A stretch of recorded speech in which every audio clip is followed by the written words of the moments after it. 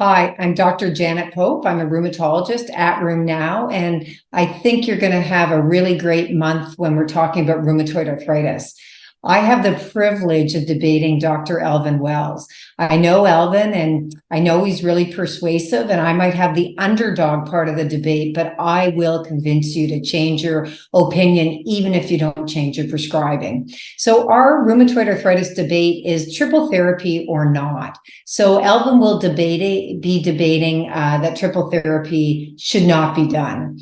And let's talk about why it should be, and then I'll tell you what I think he's going to say. So first of all, triple versus not. We know in every single randomized controlled trial that combination therapy in high-risk rheumatoid arthritis, active disease, seropositive, many swollen joints, and elevated inflammatory marker erosions. If you have a few of those things, then in every single RCT, combinations with TNFs, combination therapy with other drug classes, looking at combination of conventional synthetic DMARDs, so the RICAT trial, the Odell trials, the COBRA trial, COBRA Light, Avant Light, Carrera or CARE-RA Light. In every single one of those studies, you will get 70% of patients with a deep response if you use combination therapy. 70% is not an A+ on a report card, but you will fail on a report card if you do methotrexate monotherapy. Why do I say that? In every one of those trials, only 30% get a deep response or go to a low disease activity in the high-risk patients on methotrexate monotherapy. So why on earth would guidelines such as the American College of Rheumatology, although I respect their guidelines, and EULAR guidelines, which I was part of, why are they saying monotherapy? I think there's a caveat. They're saying monotherapy with methotrexate as an anchor drug, but actually EULAR is saying combination therapy. And their combination is actually with glucocorticoids. Now, that's a different debate, and I'm not going to talk about that here, but because they realized two drugs are better than one. Let's take a deeper dive into the non-RCT data. So we know from our Canadian CATCH cohort, the early rheumatoid arthritis cohort, that triple therapy gave a faster and deeper response than methotrexate monotherapy, and even then double therapy. But double therapy or triple were always better than monotherapy. And that's true whether you were looking at methotrexate oral, optimal dosing from the beginning, or even subcutaneous optimal dosing from the beginning. So what is the upside and the downside? Tolerability is good. A lot of people say I don't do triple therapy because it's not tolerated. I can tell you that I have one of the least dropouts of our CATCH cohort at my site, and that we use 70 to 90% of patients start on triple therapy. Some are allergic, some don't have drug reimbursement, some would prefer not to, but almost all of them do. Also, the cost, if we want to move on to advanced therapies, we have less people moving on by a UK study, also looking at our CATCH cohort in Canada, if they're starting in combination therapy. Okay, so wait a sec now. What is Dr. Wells going to convince you of? So there is another side of the debate. So he is following guidelines when he says start on methotrexate monotherapy, and you can quickly add or switch to something else, often adding. But again, 1/3 of people only at most going into a deep response with methotrexate monotherapy and poor prognosis RA is not satisfactory. The other thing is every single study that looks at it says that the best results of durability of response, still having a patient on drugs that you started at the beginning, are if you get a fast and deep remission. And as I said, all the RCTs say 2 or 3 drugs are better than 1.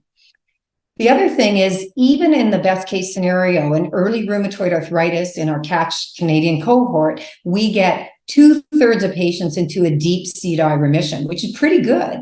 But 2 years later, half of them are out of that deep remission, which isn't so good. And if we look at established RA, it's even worse. So if we want to treat to a low disease activity and we want our patients to have the best results ever, then don't ignore Dr. Wells, but take his data with a grain of salt and maybe add 2 more shakes to get to triple therapy. With that, I thank you for listening.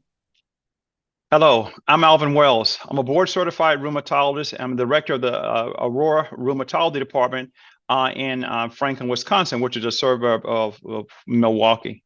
Okay, you've heard Dr. Pope's side of the story about the use of triple therapy in treating patients with rheumatoid arthritis. I'm going to give you another side of the coin. Let me first take you back to 1988, because that indeed is when methotrexate was first approved. Think about that. That's 35 years ago. And now we're moving forward to other data, other drugs that we have in development, the number of clinical trials. And when everybody thinks about the clinical trials, you see stuff that's published in papers, but you think about the time and effort involved. I do clinical trials in my practice here, but it's not just my time, it's the patient's time and efforts. Many people commit to these trials because they move the data forward. Triple drugs, you think about those, yes, they've been out there. And do I use these? Yes, in a minority of patients, only when they failed everything else. Think about it. I have 17 different drugs I can use now. Somebody has rheumatoid arthritis that's been seen by a board certified rheumatologist. You also want to think about the pill burden. Somebody's got to take at least 16 pills a day. And I'm in a state where, hey, indeed, if I have a young lady of childbearing age between 16 and 45 years old, if I put her on one of these drugs, she can have a medical miscarriage by me. And that could be something that's an offense in this state as well. So again, all the drugs, pill burden is something to consider about. Here's a second fact. Now in 2023, we have 7 biosimilars out there for TNF drugs.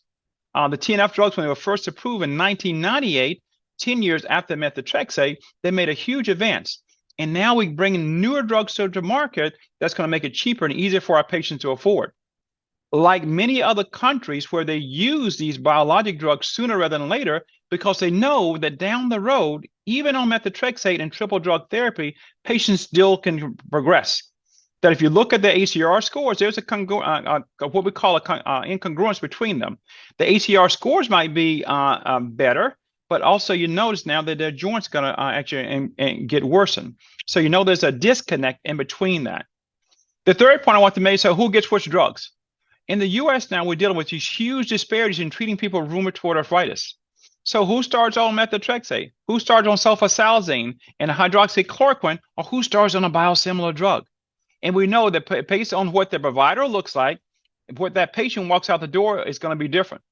And everybody thinks the disparity is just poor Black and brown people. No, in the US, Blacks only represent 13% of the population, according to the 2020 census. So if you practice in states like Arizona, West Virginia, or Kentucky, you're going to see a lot of poor white people with rheumatoid arthritis whose disease is being not under control because they're getting what we call the substandard therapy. Now, some of my other colleagues say, well, yeah, you just need to go to a subcutaneous methotrexate. You need to go to the right dose of that. But even on those drugs, we know the patients still get some disease progression. And unlike, like we do in the clinical trials, we x-ray these joints every year, that these patients can progress year after year. This is a chronic disease where patients indeed need to be treated for long term. And that's the thing we think about. So think about the disparities. Now, some of my colleagues talk about the cost. Oh, yeah, the cost of these biologic drugs are so expensive. I say, guys, what are you talking about? I don't care about the cost of these drugs. I say it's the worth of these drugs. And one of the reasons we see that patients with rheumatoid arthritis are not being treated with more advanced therapy because people are worried about the cost. Here's a fact many of my colleagues won't tell you, that when you think about what these drugs cost the patient out of pocket, that the triple drugs like methotrexate and sulfasalazine, they cost more than a biologic drug. Think about that. The biologic drugs, the companies have copay cards. Patients get, my patient get these biologic drugs for $5 or $10, and some patients get them for free. Methotrexate alone can cost $25 to $50. And I add 2 other drugs on top of that, that can be $100 a month out of pocket. So you talk about the cost of these drugs, the cost of these DMARDs are more expensive than the biologic when it comes to the patients. And I'm not talking about what the cost to society. At the end of the day, here's a take-home message. This is 2023, that you really need to think about, are you doing evidence-based medicine? Patients will come into your office paying money for your best advice, or are they getting that best advice out of the door? Are you giving the same treatment that you would if somebody in your family or somebody that you would yourself? Don't worry about that. You talk about these, the cost of these drugs, give them the most aggressive therapy, and then one that has the best evidence-based behind it. And in my practice, the evidence says that triple drug therapy, this is so 2008, we want to go to a more advanced therapy to get the disease close to low disease activity or remission in somebody who has active rheumatoid arthritis. Thank you very much.